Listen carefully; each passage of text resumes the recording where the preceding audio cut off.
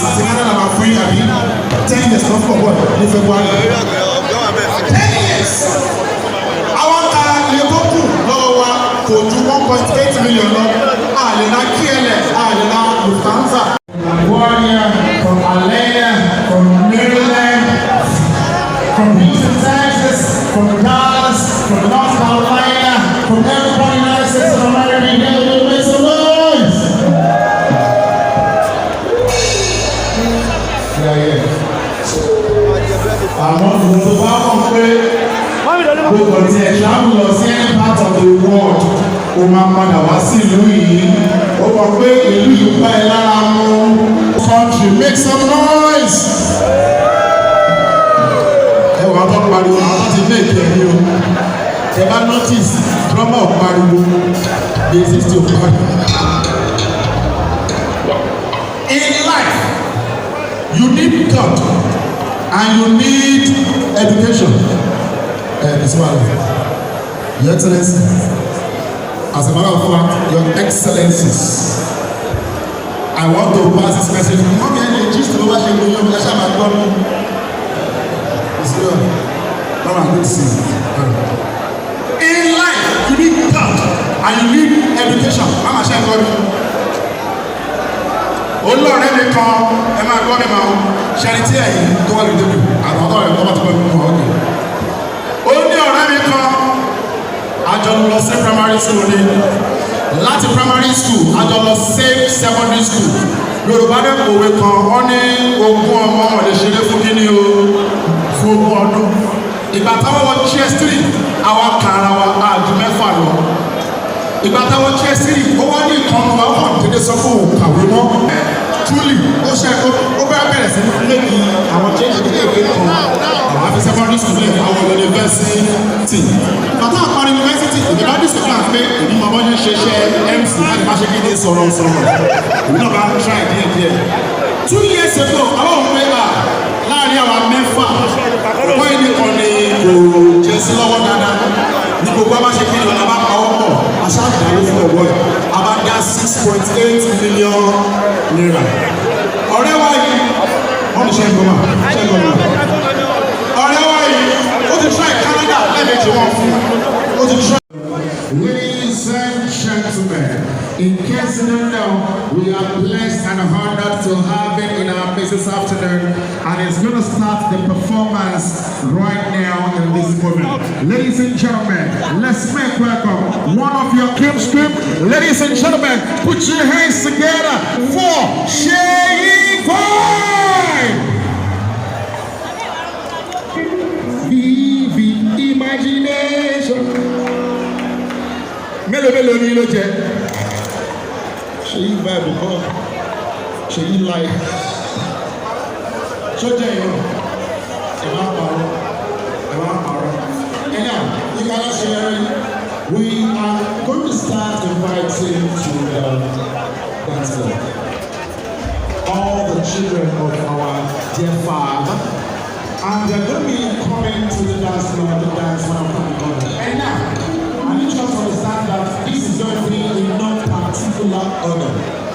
But you know great joy that to invite first of all the friends and families of Honorable Bowale to the dance floor, the first fruit of the family.